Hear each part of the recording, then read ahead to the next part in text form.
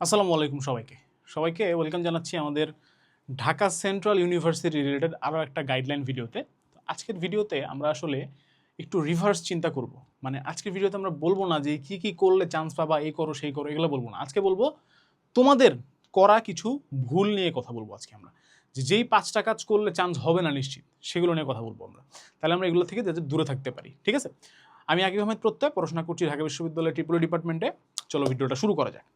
দেখো, প্রথম ভুল যেটা, সেটা আসলে আমি লিখছি এখানে, কারণ হচ্ছে আমি অন্য একটা ভিডিওতে এটা নিয়ে কথা বলছিলাম লাস্টে, তো এখানে সবার ফার্স্টে বলে দিছি।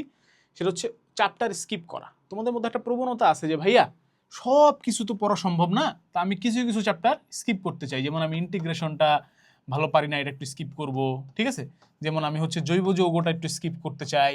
যেমন আমি হচ্ছে ফিজিক্সের একটু কঠিন চ্যাপ্টার যেগুলো আছে সেগুলো একটু স্কিপ করতে চাই, শেষের দিকে চ্যাপ্টার। এই প্রবণতা থেকে বের হয়ে আসতে হবে। কেন? কারণ দেখো, একটা ভর্তি পরীক্ষার প্রশ্ন তুমি কখনো জানো না যে কোন চ্যাপ্টার থেকে কোন ধরনের প্রশ্ন হবে। এই কথা আমি আরেকটা ভিডিওতেও বলছি যে আলটিমেটলি দেখা গেল তুমি ইন্টিগ্রেশন স্কিপ করলা, এবং ইন্টিগ্রেশনের সবচাইতে সহজ ম্যাথটা, যে জীবনে একদিন ইন্টিগ্রেশন করছে সেও ওই ম্যাথটা পারবে, এরকম একটা ম্যাথ পরীক্ষায় আসলো। তুমি তো বান্দা পুরা ইন্টিগ্রেশন চ্যাপ্টার স্কিপ করছো, তাহলে কি হবে ভাইয়া? বিপদ না বলো? তাহলে এই বিপদ থেকে এড়ানোর জন্য ভাইয়া আমরা আসলে একটা ফুল সিলেবাস বা ফুল একটা প্রস্তুতি নিব, ঠিক আছে? আলটিমেট প্রস্তুতি নিব, যাতে আমরা কোনো কিছু বাদ দিব না। আচ্ছা, এখন প্রশ্ন আসতে পারে ভাইয়া যে আলটিমেটলি আপনিও জানেন আমিও জানি যে সব কিছু পারা তো সম্ভব না। হ্যাঁ, তোমরা বলতে পারো যে ভাই আপনি তো খুব বড় বড় কথা বলতেছেন, আপনি নিজেকে ঢাকা ভার্সিটি যখন পরীক্ষা দিয়েছেন সব কিছু পারতেন না? অবশ্যই পারতাম না ভাইয়া, কিন্তু আমি চ্যাপ্টার স্কিপও করিনি। আমি কি করছিলাম ভাইয়া? আমি সব চ্যাপ্টারই পড়ছি। কোনো কোনো চ্যাপ্টারে আমার প্রিপারেশন খারাপ ছিল, যেমন স্থিতিবিদ্যা গতিবিদ্যার প্রিপারেশন একটু খারাপ ছিল, সত্যি কথা। যেমন ধরো আমার কেমিস্ট্রি জৈব যৌগের প্রিপারেশন ইনফ্যাক্ট খারাপ ছিল, আমি খুব কম রিয়াকশনই আসলে পারতাম, খুব কম অঙ্কই পারতাম। তো এরকম ছিল, কিন্তু আমি স্কিপ করিনি। তাহলে তোমরা কি করবো ভাইয়া? যেই চ্যাপ্টারগুলো তুমি দুর্বল, সেগুলো যে তুমি বেসিক জিনিসগুলো দেখে রাখো, তুমি সেই চ্যাপ্টারগুলোর ফর্মুলাগুলো দেখে রাখো ভাইয়া।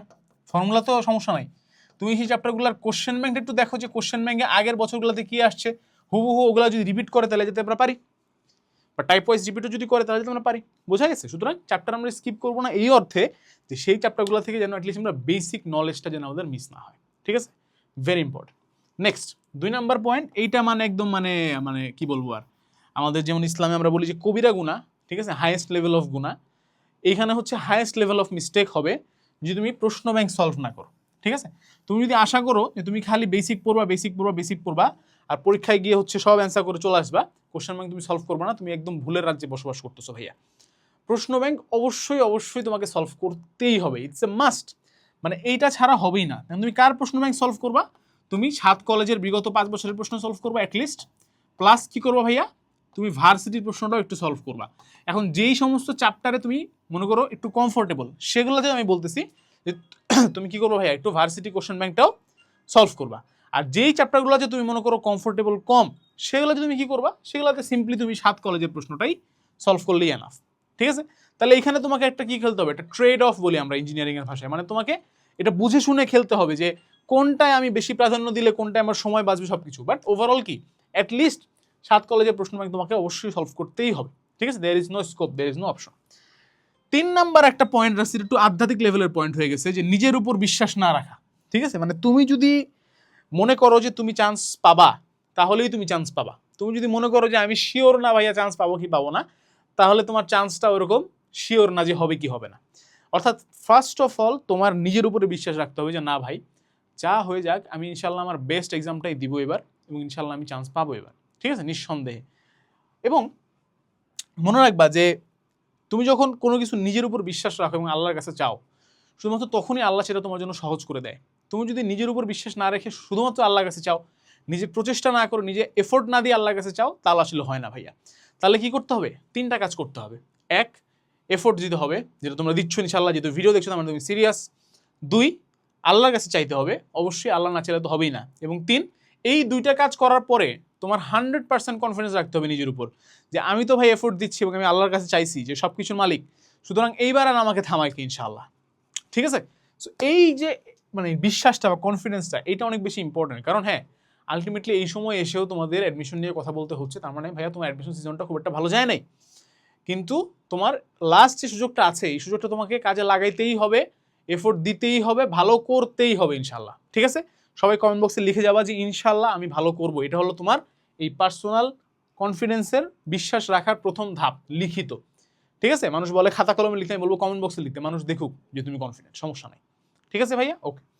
4, টাইপ ওয়াইজ অ্যানালাইসিস না করা। এটা সমস্যাটা কি ভাইয়া? এটা সমস্যাটা হচ্ছে তোমরা অনেক সময় বই পড়ো, পরীক্ষা দিতে যাও, এভাবে আসলে হয় না। অ্যাডমিশনের প্রিপারেশনটা এরকম না। অ্যাডমিশন প্রিপারেশনটা হচ্ছে টপিক ওয়াইজ পড়ালেখা করতে হয়। এই টপিকে এই থিওরি আছে, এই ম্যাথ আছে, ডান।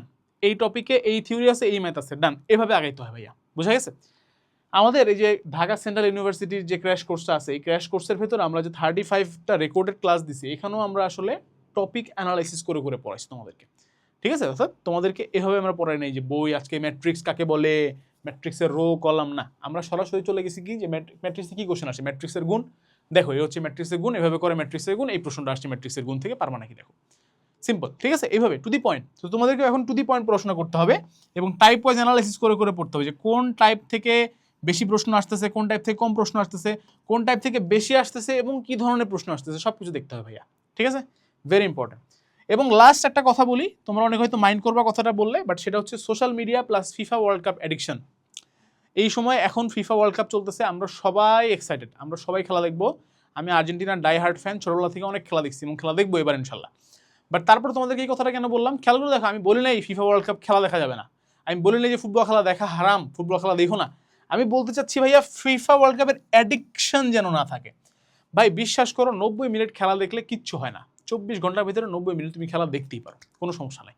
ঠিক আছে, তুমি তোমার প্রিয় দলের খেলা, আর্জেন্টিনার খেলা বা ব্রাজিলের খেলা, বা ইম্পর্টেন্ট খেলা হচ্ছে, এক্সাইটিং খেলা হচ্ছে, তুমি 90 মিনিট খরচ করে দেখতেই পারো, কোনো সমস্যা নাই। সমস্যাটা হয়ে যায় তখনই যখন তুমি একদিন আগে থেকে, 2 দিন আগে থেকে তুমি এটার জন্য এক্সাইটেড হয়ে বন্ধু বান্ধবের সাথে আড্ডা মারা শুরু করো যে এই মামা খেলা তো হবে, খেলা হবে, সেই খেলা দিব এবার আমরা, আবার জেতার পরে বা হারার পরে ওইটা নিয়ে আবার একদিন 2 দিন পর্যন্ত টাইম স্পেন্ড করো। তখন কিন্তু কি হচ্ছে, তোমার আলটিমেট জগৎটা, তোমার মনস্তাত্ত্বিক যে জগৎটা আছে, পুরাটাই খেলাকে রিলেট করে, খেলাকে ঘিরে হয়ে যাচ্ছে। সো তোমাকে মনে রাখতে হবে যে খেলা দেখি আমরা কিন্তু বিনোদনের জন্য, খেলা দেখা কারো আমাদের পেশা না, আমাদের প্রফেশন না। আমরা কেউ টাকা পাই না ভাই খেলা দেখে। যদি আমি অ্যানালিস্ট হইতাম, ফুটবল অ্যানালিস্ট, যদি আমি কমেন্টেটর হইতাম, তাহলে খেলা দেখা আমার জন্য পেশা হইতো, that's fine, that's a different topic. But তোমার জন্য ভাইয়া রাইট নাও পেশা হচ্ছে তুমি স্টুডেন্ট, তোমার জন্য রাইট নাও তোমার আলটিমেট টার্গেট হচ্ছে পাবলিক একটা সিট লাগবে ভাই, ঢাকা সেন্ট্রাল ইউনিভার্সিটিতে ভর্তি পরীক্ষা দিচ্ছি। সুতরাং তুমি যদি খেলা নিয়ে দিনরাত পড়ে থাকো, অ্যানালাইসিস করতে থাকো, কার ফর্ম কীরকম, কে কত কীরকম পাস দিতে পারে, কে ফ্রি কিক ভালো নিতে পারে, হ্যাঁ, কে সেট পিস থেকে গোল করলো, কে কী করলো না করলো, এত ডিটেইলস, এত ইন ডেপথ যদি তুমি যাও ভাইয়া, এটা নিয়ে যদি এত অ্যানালাইসিস করো, তাহলে টাইপ ওয়াইজ অ্যানালাইসিস কে করবে? মানে হিউম্যান ব্রেন তো, তুমি একসাথে সব কিছুতে প্রো হইতে পারবে না তো। সুতরাং ভাই দোহাই লাগে, অ্যাডিকশন বানাই ফেলো না। অনেকে আসো, আমি দেখছি যে এই ঘানার খেলাও দেখো, কোস্টারিকার খেলাও দেখো, ঠিক আছে, ইরানের খেলাও দেখো, আর্জেন্টিনার খেলাও দেখো, ব্রাজিলের খেলাও দেখো। গ্রুপ পর্বে অ্যাটলিস্ট একটু কম খেলা দেখো বাবা, পরের দিকে সিরিয়াস খেলা যখন হবে তখন একটু বেশি করে দেখো। আর এখনও বলতেছি আমি দেখো, but don't make it your addiction. যেমন আমি একটু আগে বাংলাদেশ অস্ট্রেলিয়ার খেলা দেখতেছিলাম, ওডিআই খেলা চলতেছে, ভালো কথা, খেলা দেখছি, খেলা দেখতে দেখতে তোমাদের জন্য স্লাইড বানাইছি, স্লাইড বানিয়ে এসে ক্লাস নিচ্ছি, এখন খেলা চলতেছে। এখন আমার যদি অ্যাডিকশন এই লেভেলে থাকতো যে আমি খেলা না দেখে বাঁচতে পারবো না, তাহলে তো আমি এখন ক্লাস নিতে পারতাম না, মানে আমি তো ভিডিও বানাতে পারতাম না, তাহলে কি হবে বলো? এটা তো আমার পেশা, তো টিচিং, তা আমাকে তো ভিডিও বানাইতেই হবে আলটিমেটলি। তোমার কাজ হচ্ছে ভাই পড়ালেখা করা, তো আলটিমেটলি পড়ালেখা করতে হবে, এডিকশন বানাইলে হবে না, ঠিক আছে? এবং এবং সোশ্যাল মিডিয়ার কথা যেটা বলতেছি ভাইয়া, ফেসবুক থেকে একটু দূরে থাকো। তুমি না দেখবা যে ফেসবুক থেকে যদি তুমি দূরে থাকো, অটোমেটিক্যালি দেখবা যে তোমার এই হাইপ থেকে, তোমার এই যে তোমার অ্যাডিকশন থেকে, কি হচ্ছে না হচ্ছে, কি খেলা হচ্ছে না হচ্ছে, হ্যাঁ, মেসি কয়টা গোল দিছে, মেসির ইঞ্জুরি হয়েছে নাকি, নেইমারের ইঞ্জুরি হয়েছে নাকি, নেইমার টিমে ঢুকছে নাকি, এত কিছু থেকে তুমি আসলে একটু দূরে থাকবা অটোমেটিক্যালি। প্রথম কয়েকদিন মারাত্মক লেভেলের ফোমো হবে, ফোমো মানে হচ্ছে ফিয়ার অফ মিসিং আউট। কয়েকদিন এরকম হবে, মনে হচ্ছে কি জানি হয়ে যাচ্ছে দুনিয়াতে, বাট এই কয়দিন পরে দেখবা তুমি একদম রিল্যাক্সড হয়ে গেছো। বিশেষ করে আমি লাস্ট 6 মাস ধরে ফেসবুক চালাই না ভাইয়া, 6 মাস, লাস্ট 6 মাস ধরে ফেসবুক চালাই না আমি, একদমই না। আমার একটা পেজ আছে, আমার একজন সোশ্যাল মিডিয়া ম্যানেজার আছে, ও পেজ ম্যানেজ করে, পেজের ম্যানেজ করে বলতে যাচ্ছে রেগুলার ভিডিও আপলোড দেয়, আর কিছু না। ঠিক আছে, এই ভিডিওটা যদি ফেসবুকে যায় আমি আপলোড দিই নি ভাই, ঠিক আছে? সো আমি যদি পারি ভাই, ঠিক আছে, আমার তো মানে এত প্রেশারও নাই আমার উপরে, ভর্তি হইতে হবে কোথাও। ঢাবিতে চান্স পেয়ে গেছি ভাই, ঢাবিতে চান্স পাওয়ার পরে মানে এখন আমার অ্যাটেনশন 2 ভাগে ভাগ হয়ে গেছে, পড়াশোনাও করি, আবার টিচিংও করি, চাকরি বাকরিও করি, আবার অনেক কিছু করি। তো তোমার জন্য তো এত কিছু অপশনই নাই, তোমার তো পড়তে হবে ভাইয়া। তা আমি যদি পারি, তুমি পারবে না কেন? আমি যদি ফেসবুক ছাড়া থাকতে পারি লাস্ট 6 মাস, তুমি পারবে না কেন বলো? ঠিক আছে, সো আশা করি তোমরা এই কথাগুলোকে সিরিয়াসলি নিবা, এই কাজগুলো ভুলেও করবা না, ভুলেও অ্যাডিক্টেড হবে না। ওয়ার্ল্ড কাপ দেখো ভালো কথা, ওয়ার্ল্ড কাপে অ্যাডিক্টেড হয়ে যাও না, সোশ্যাল মিডিয়া চালাও ভালো কথা, ক্লাস করো ফেসবুকে, বাট অ্যাডিক্টেড হয়ে যাও না।